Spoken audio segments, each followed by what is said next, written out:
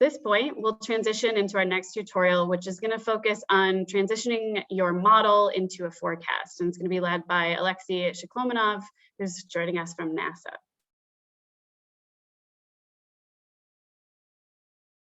Great, thanks, Whitney. Hi, everyone. So I'm Alexey Shiklomanov. I'm a research scientist at NASA Goddard, and I will go ahead and share my screen here.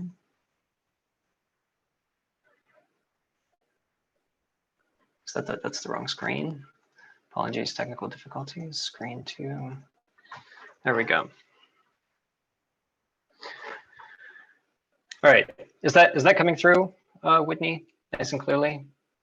Okay, great, thanks. Yep. Yeah, so the point of this tutorial is really sort of the meat of what you do to develop a forecast. So hence from models to forecasts. And let's see, there we go.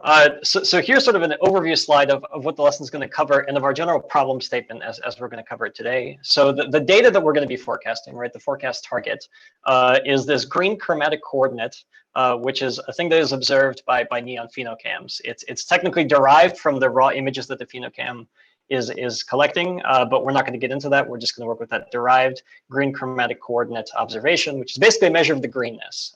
And that's what's plotted here in the figure on the right for 4 years that do not include 2021. They don't include this latest season because that's sort of the period we're going to be looking at. And you can see that basically this follows a sort of like pie-shaped curve here where you have a bunch of flat stuff during the off season, which is not 0. Notice it hovers around 0.33, and then it sort of shoots up during the growing season during the springtime up to a maximum value of about 0.45, and then it sort of declines linearly over the summer, and then it falls back down during senescence in the fall, and then you're back to this sort of baseline value down here. So these are the data that we're going to be forecasting. The covariate that we're going to be using here is growing degree days. This is an index based on air temperature measurements. It's a really straightforward index to calculate, but it's a common one that's used in phenology forecasting. The site we're going to be working at here is Harvard Forest, which is a NEON site, an LTR site, and like every other kind of site, it's sort of probably like half of the ecological literature seems to do things at Harvard Forest, especially in the modeling world. It's a very heavily studied site. And so we're going to make some simplifying assumptions that make this forecast a little bit more straightforward. First of all, we're going to focus only on the spring phenology. So we're basically only going to focus on modeling this upward shape here that happens every spring. At Harvard Forest, it tends to happen in the middle of May. We're not going to worry about this linear decline in green chromatic coordinate during the summer, and we're definitely not going to worry about senescence. So all we're going to model is this increase here. And we're going to make the simplifying assumption that we're doing all of this on May 15th, just because that's a nice, interesting point in the forecast. It's sort of when the phenology curve has already started, but when it's not quite at its peak. So that sort of represents a somewhat challenging, but also interesting target for phenology, right? Forecasting phenology in January for the next 2 weeks is boring and really easy, so we're not going to do that. But forecasting it during this curve is actually kind of interesting. And so the lesson is going to cover 3 major topics. So first, we're going to build a simple dynamic logistic model whose growth rate is going to be dependent on cumulative growing degree days within 2021. We're going to use that model to generate a forecast with some uncertainty for 15 days, starting from May 15th. And then, assuming we still have some time, we're going to update that forecast as if it was the next day. So we're going to grab the data from May 16th and try to update our May 15th forecast with that new information that we've gleaned. Okay, so logistic growth model, if you've taken sort of a basic ecological modeling class, usually this is like a mid... Real quick, your slides are showing up a little funny. I don't know if you want to maybe exit and then re-present, but there's some things that are just cut off a little bit. Okay, my mistake. Let's try this again. Is that better? I'm now seeing a black box in the middle. Okay, 1 second. Let's try, let me just try presenting this. Shoot. Okay, is this okay? It's not gonna have animations, but we'll just do it this way. It is okay that way, except the black box is still in the middle there. It's all right. Let me stop sharing and restart. Let me try this with Firefox. Apologies for the technical difficulties here. No worries. Okay. Thanks for working with it. How's that look? That looks great. Okay, and Does that still look right? It's loading right now.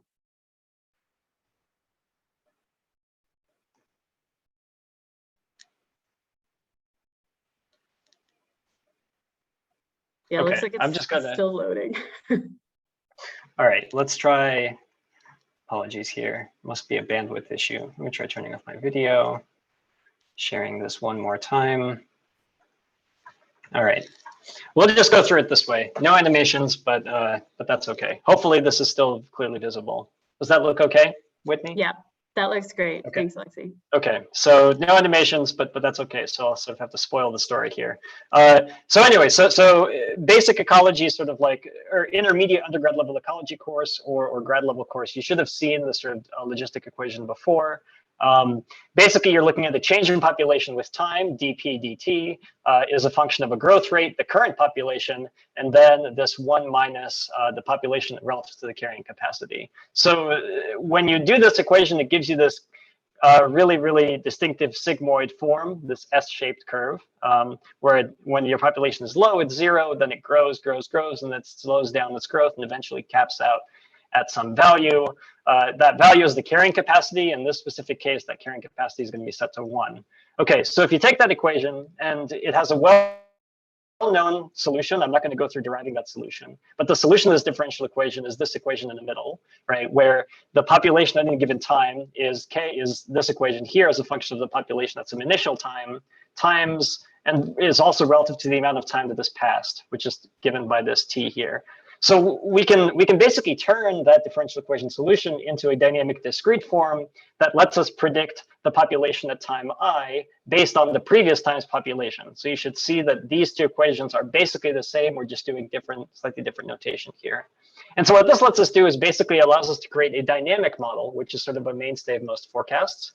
What a dynamic model is one that depends on the previous time step or time steps, right? And so that makes it easy for us to sort of update that model as we move forward and obtain new information. Unlike a static model, which just models population as purely a function of time. This one, notice again, is a population as a function of the previous time's population, plus a whole bunch of other stuff. Okay, so that's just the growth model. Here are some examples of what this looks like for different values of the growth rate parameter R. You can see that the lower R is, the slower your population growth. Okay, so the full model, unfortunately without animations here, is we're going to make some assumptions. We're going to call Pi the phenology state at time I. That's a value that goes between 0, which is basically what happens in the winter, and 1, which is peak greenness. With that assumption, K is going to be 1. That's the maximum value of our phenology forecast. It's going to be when we've hit peak greenness. Delta T here is going to be 1 day, so we can just set that to 1 as well. That lets us basically simplify that equation a little bit, so it just looks like this, right? Okay, so that's the phenology state. Remember that the phenology state is not what we observe here. What we observe here is the green chromatic coordinate, right? That's this value here. And notice that this, unlike our phenology state variable, does not go between 0 and 1. It goes from about 0.033, or excuse me, from 0.33 to about 0.45, right? And so that's shown by these dashed lines here. And so we're just going to use a simple, basically linear transformation and say that what we're actually modeling, the green chromatic coordinate, is going to be the minimum green chromatic coordinate plus P, our phenology state, times the delta between the maximum green chromatic coordinate and the minimum chromatic coordinate, right? This basically just normalizes our 0 to 1 curve to the range of green chromatic coordinate values that we actually observe, right? This is what's done as the observation operator, and this comes up all the time in forecasting, right? Because usually the underlying state, what we're measuring, is different from the thing that we're modeling is different from what we're actually measuring, which is some imperfect proxy for that state. And in this case, that thing that we're measuring is the green chromatic coordinate. Okay, so if I were doing this properly, these sort of green chromatic coordinate min and max values would be parameters themselves in the model because there's some uncertainty about it. It varies from year to year. In this specific case, I'm going to make the simplifying assumption that they're just fixed based on the last 4 years of historical observations. Note that I'm not using this year's observations because that's cheating, right? And we're pretending that we're seeing this all in the middle of May. Okay, so our minimum green chromatic coordinate value is 0.33. Our maximum green chromatic coordinate value is 0.45. That's just these lines that are shown on this graph, right? And so then finally, we need to relate our growth rate in phenology, how fast our phenology state is changing, to growing degree days. Here, we're just going to use a very simple linear model. Okay, so we're just going to have a slope and an intercept. And these we are going to allow to vary. Okay, and I basically played around with this a little bit on my own and found that you can generate a reasonable distribution here by using distributions that look like this. So we're going to let m, or technically 1 over m, be normally distributed with a mean of 2000 and a standard deviation of 500. And we're going to let b also be a normal distribution with a mean of 0.1 and a standard deviation of 0.05. Okay, so now we have all of the various components that we need to put together our forecast. And so now we are going to switch to what this actually looks like in code. So I'm going to switch to an RStudio window here. And let's see, let's do another hot transition here. Let's see if this still works. Okay. Is my screen coming through here? And you can see me moving my cursor and typing? Good. Okay, great. Thanks, Whitney. Okay, so these, all of this code is available, so I'm going to sort of skip through some of the setup stuff. Yeah, and I'll show where that location is later. It's actually the same exact repository that was shown earlier today. So I'm going to sort of skip to the interesting bits, but we're going to set a random seed. This is for making sure that this always runs the same. This is not something you would necessarily actually do in your forecasts, but for this specific example, we're going to use it here. We're going to load some packages. I'm not going to go through these one by one, but the key ones that we want to mention, here was mentioned before, that's just a way to manage directories. Distributions 3 is a nice package for working with distributions. You'll see how that's used later. We have a handful of packages, dplyr, reader, and tidyr, that are used for processing data, ggplot2 for visualizations, and lubridate for working with date times. Okay, so again, I'm going to skip through here. Don't worry about some of this code. This should really be sort of basic, read stuff into R kind of code. So I'm not going to worry about it. I do want to show, though, what this logistic growth function looks like. And it's really straightforward. It just looks like this, right? Logistic growth, as we saw, is a function of P, R, and K. Notice best practices here. I'm documenting what all the parameters are, and I'm also documenting what the function returns. This is, again, most of all useful for you yourself as the forecaster who comes back to this 6 months later and tries to remember what these parameters mean. And again, this is a fairly simple model, right? We have k times p times exponent of r in the top, and then k plus p times exponent of r minus 1 in the denominator. Okay, so very simple equation here, but we're going to save it as a function because we're going to use it multiple times. Okay, so back to the forecast sample. We're going to notice we're going to load that function just so we have it in our environment. We're going to load our phenology data, and I'll actually go ahead and step through here. So we're actually running this code in real time.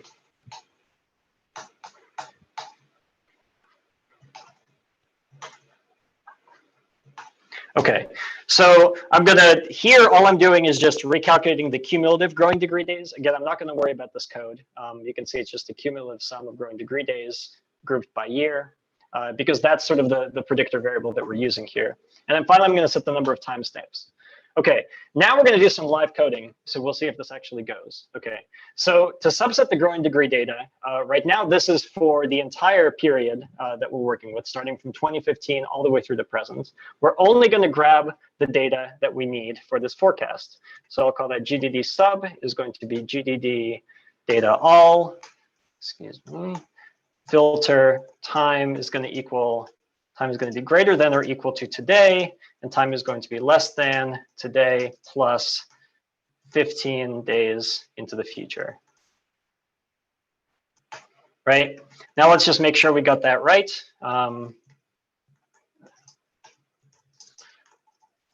To generate a quick plot, the variable is GDD.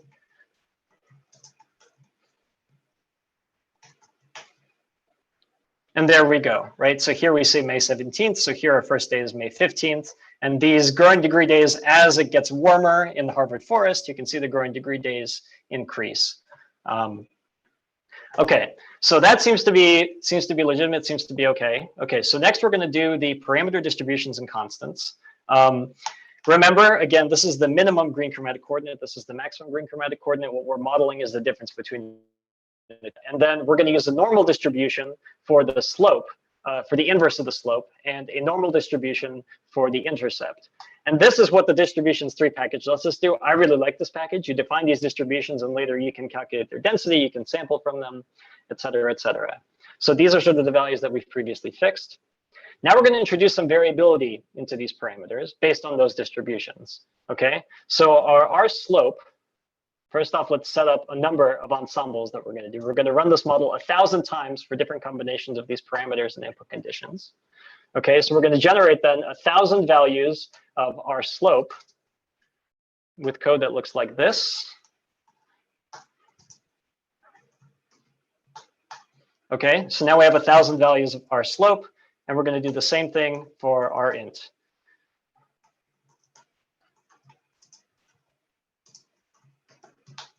Okay, now we can just take a look at these really quickly.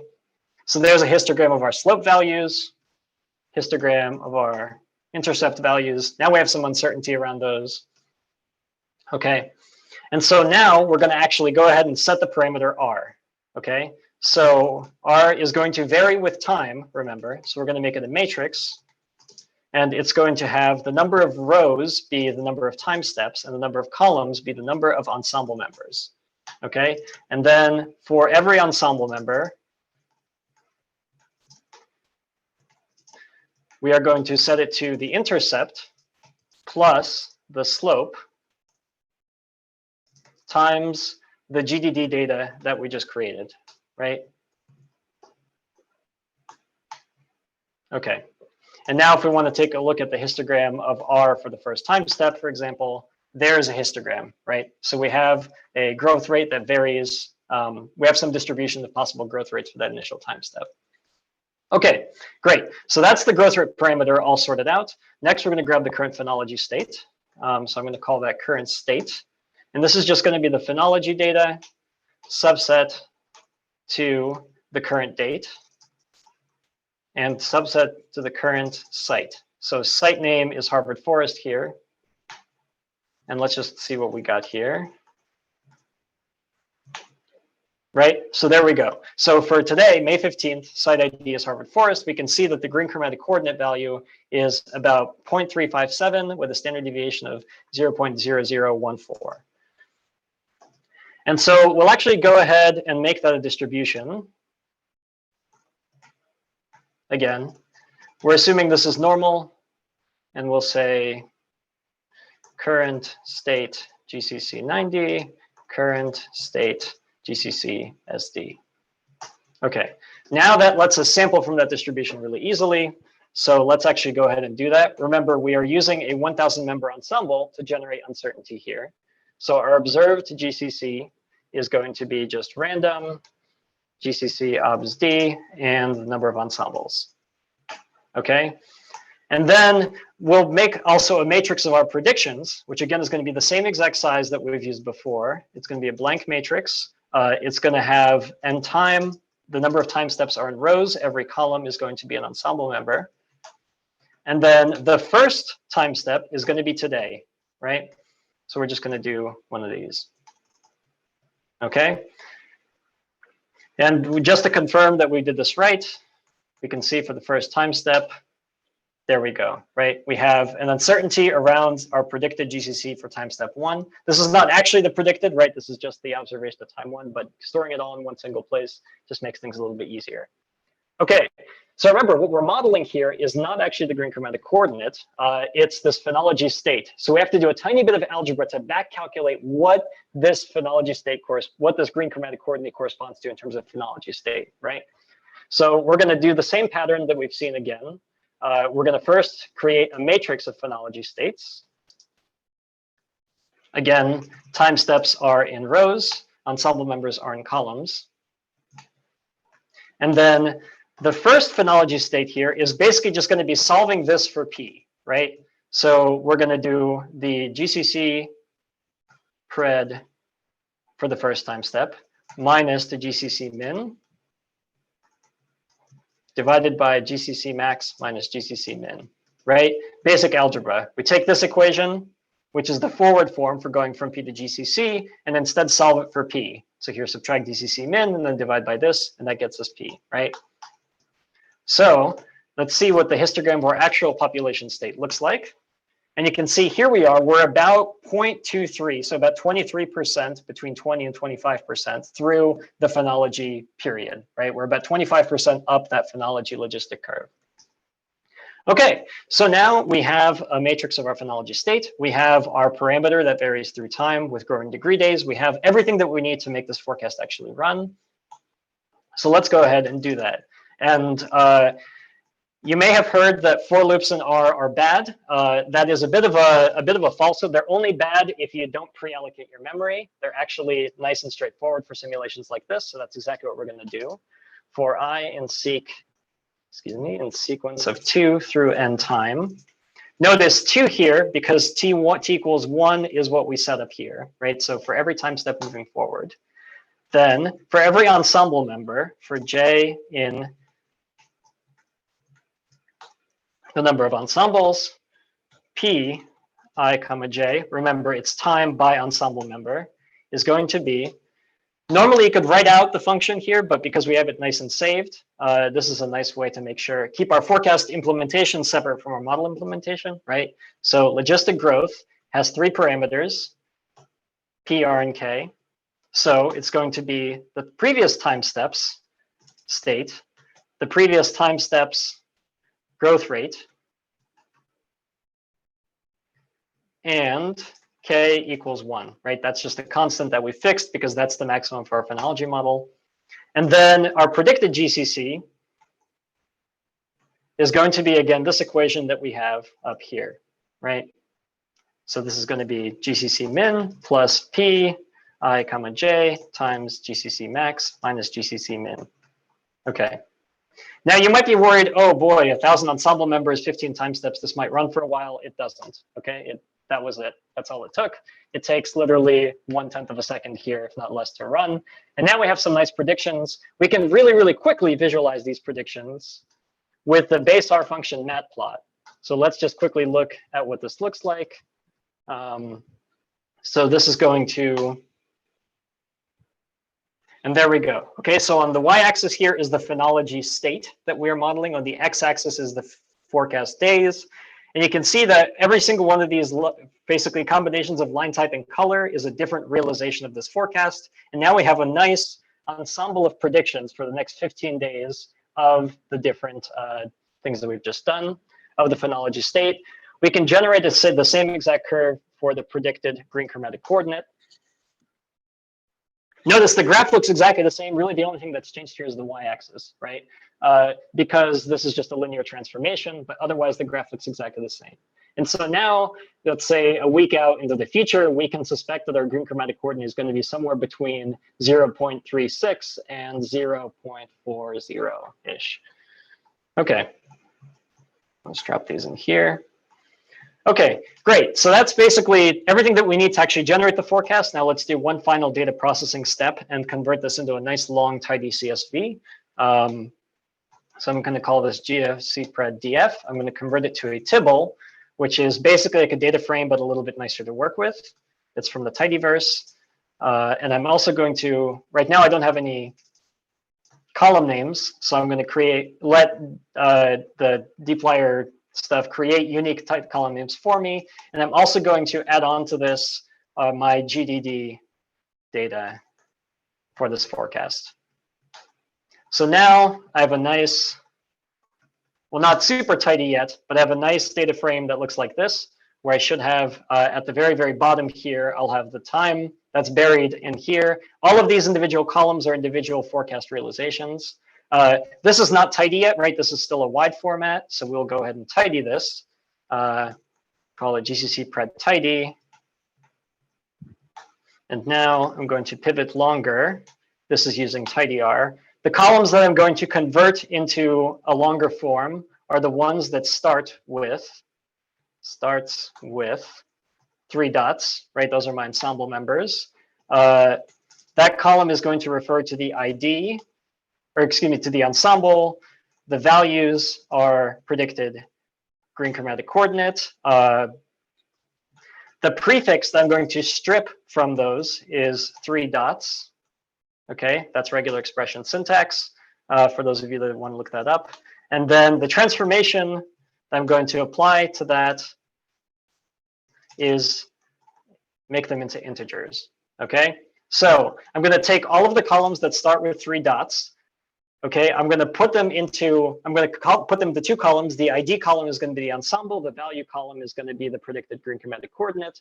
The prefix that I'm stripping from those columns is 3 dots, right? So dot, that has to be escaped because it's a regular expression, and there's 3 of them. Okay, and I'm going to apply transformation function as integer. And now there's my nice tidy set of predictions, right? If I wanted to, I can ggplot them. Excuse me.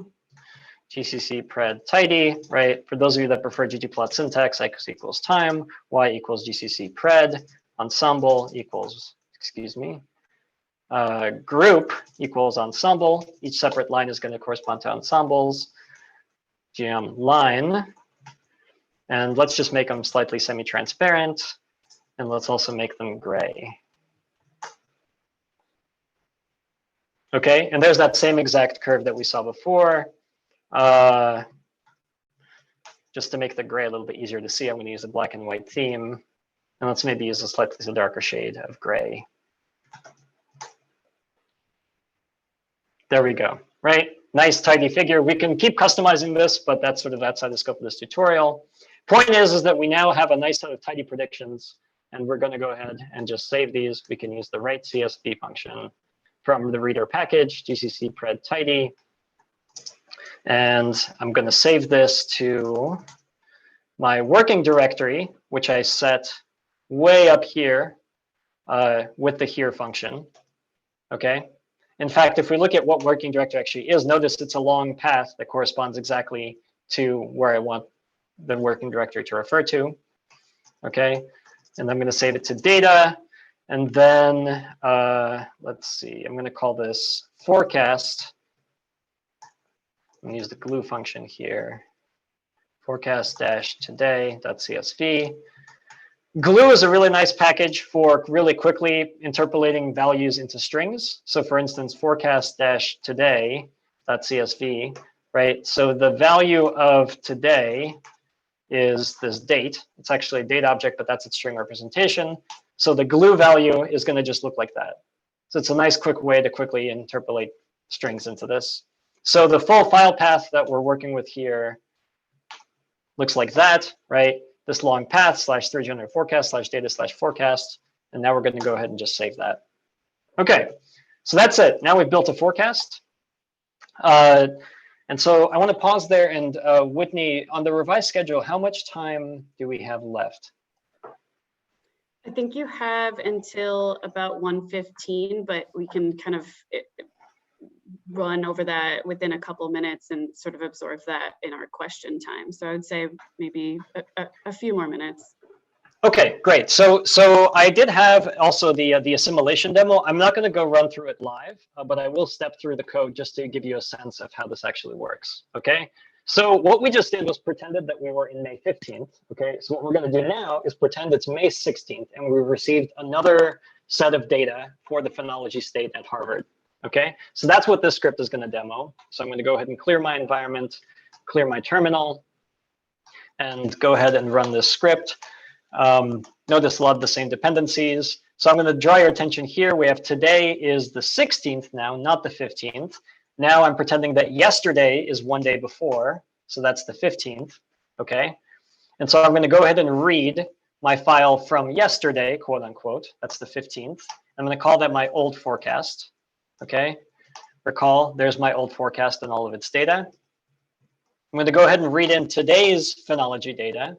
And again, as before, we're going to say that today's state is basically this phenology data for the time that is today. And we're going to go ahead and create, again, one of these distribution objects for today's phenology state. This is all, again, basically the exact same stuff that we did in the forecast tutorial, just in the simulation mode. And again, sort of moving one day forward. Before we did it for May 15th, now we're doing it for May 16th. Okay, and so there's a whole bunch of things that you can do from here onwards. There are a whole bunch of data assimilation algorithms. The one that I'm going to use is the one that works all of the time. It's called the particle filter. It's the easiest to implement, possibly the easiest to conceptually understand. But it also has a few limitations, and it requires you to run large ensembles. So some of the other ones don't require you to do that. There are things like the ensemble, like the Kalman filter, the ensemble Kalman filter, various flavors of Kalman filter that you may encounter, but the particle filter is the most straightforward one. And what we are going to do is basically just assign probabilities to each ensemble based on how closely it matches today's prediction, right? So the prediction for today, actually, yeah, the prediction for yesterday. One second. Okay.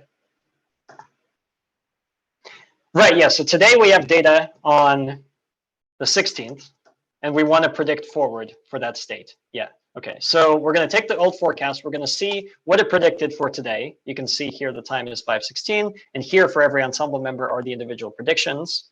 Okay, and then we are going to assign the probabilities to each of those ensemble members based on how close they are to this observed state today.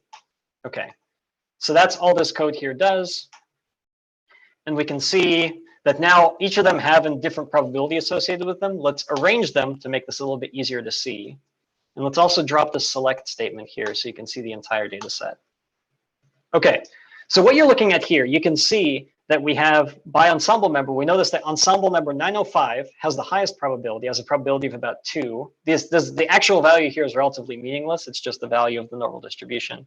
And you can see that basically values that have similar forecast values have similar probabilities, right? And so the farther we get away from 0.367, the lower the probability gets. So we've now assigned a probability to each of those ensembles.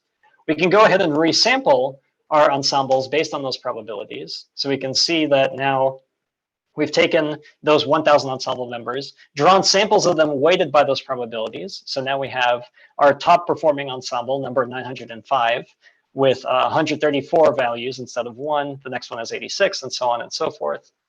And then we can just do a quick inner join to generate a new forecast. Okay, so that was a lot to throw at you. The easiest way to visualize this, to understand this, is to visualize it. Okay?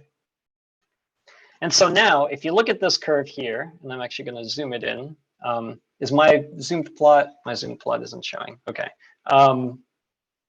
Okay, so the gray line here is the old forecast. So that's all of the original values that we visualized. Then we grabbed today's date, and then we basically resampled by weighting the ensemble members that best predicted today's date.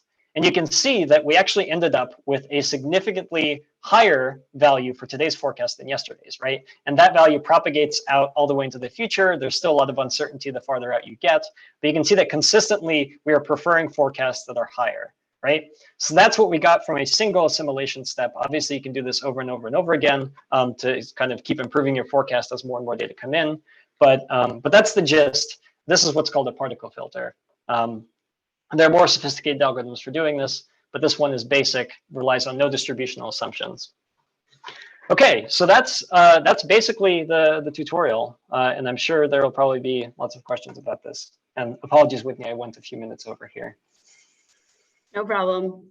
Thanks for that, Alexey. That was really awesome. And we acknowledge that there are a ton of embedded forecasting concepts in what you were going through that make it really tough to do that in literally half an hour. So that was great. And we do have the poll everywhere open to kind of ask those questions from Alexey's talk as well as Anna's, which will be the next one. But yeah, thanks a ton. That was great. And again, all of that code is available in the GitHub repo, so you can kind of like step through it on your own afterwards and kind of think through some of the different packages and functions and whatnot.